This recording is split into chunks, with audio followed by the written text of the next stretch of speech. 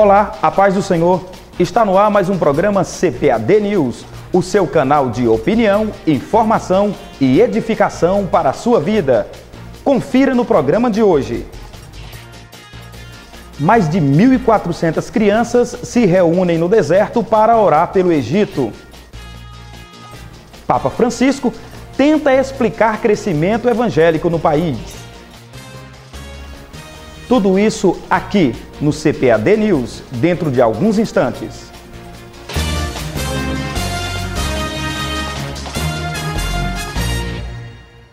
Aquele que a si mesmo se humilhar será exaltado. Estude neste trimestre as lições bíblicas CPAD com o tema A Humildade de Cristo como exemplo para a Igreja, comentadas pelo pastor Elienay Cabral. Lições bíblicas, disponíveis nos tamanhos pequeno e grande. Leve também estudos edificantes para toda a família. Berçário, maternal, jardim de infância, primários, juniores, pré-adolescentes, adolescentes, juvenis, jovens e adultos, discipulado.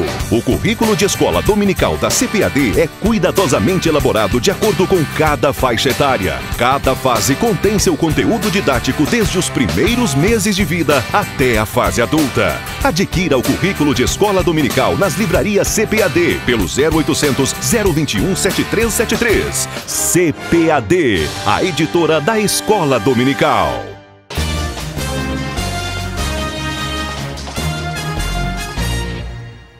Em oração a Deus, mais de 1.400 crianças se reuniram no deserto do Egito, pedindo pelo futuro do país.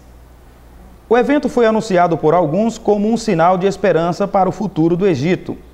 O Festival das Crianças, realizado em julho deste ano, foi transmitido pelo Ministério Cristão e seus vários canais de língua árabe. O evento teve a participação de crianças de 8 anos que lideraram o tempo de exaltação e adoração a Deus.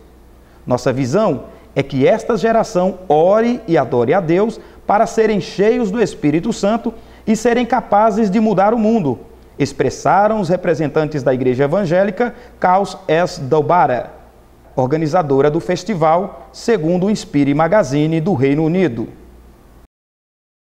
Papa Francisco tenta explicar o crescimento dos evangélicos no Brasil. Segundo ele, pastores ocupam espaço onde faltam sacerdotes católicos.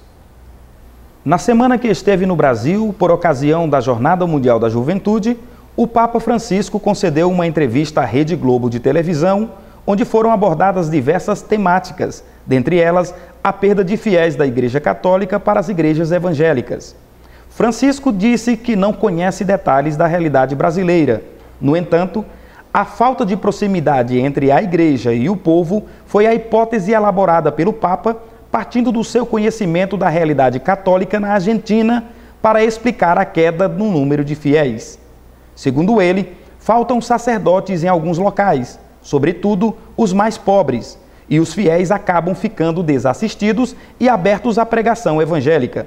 Francisco ainda defendeu o encontro entre as diversas religiões. Cada religião tem suas crenças, mas, dentro dos valores da sua própria fé, é preciso trabalhar pelo próximo e nos encontrarmos todos para trabalhar pelos outros. Se há uma criança que tem fome, que não tem educação, o que deve nos mobilizar é que ela deixe de ter fome e tenha educação. Se essa educação virá dos católicos, dos protestantes, dos ortodoxos ou dos judeus, não importa, disse Francisco. O Papa Francisco fez muito sucesso durante a Jornada Mundial da Juventude do Brasil, que foi marcada para o nosso país antes mesmo de ele ascender como Papa. E o objetivo desse evento no Brasil não foi outro senão tentar alavancar o catolicismo na América Latina, onde o catolicismo tem perdido muita força. No Brasil, por exemplo, 1/4 da população é de evangélicos. E o Papa foi bem sucedido em parte nesse empreendimento, porque ele conseguiu conquistar a opinião pública do Brasil, a opinião pública mundial, conquistou vários setores da opinião pública, não só em nosso país, mas fora do país também. Inclusive, muitos evangélicos ficaram impressionados com a simplicidade do Papa, com a sua pregação sobre a vida simples e sobre a tolerância. Porém, se o Papa quer mesmo ter a simpatia total de nós evangélicos, ele precisa fazer uma reforma de verdade dentro da Igreja Católica. E que reforma é essa? O Papa tem falado sobre pregar, proclamar o Evangelho de Jesus, sendo que muitas coisas que a Igreja Católica permanece fazendo se chocam frontalmente com o Evangelho de Jesus. Por exemplo, um ponto: a mediação dos santos.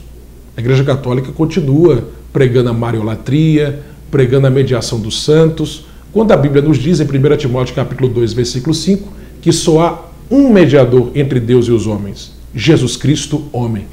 E quando o próprio Jesus, em João capítulo 14, versículo 6, disse que ninguém vem ao Pai a não ser por Ele, somente por Ele.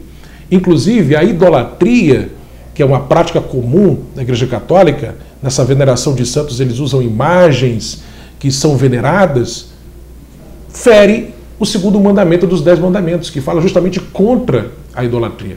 Mas há outros pontos também que nós devemos frisar, por exemplo, a pregação de uma segunda chance após a morte, a pregação sobre o purgatório, que não encontra base nenhuma na Bíblia.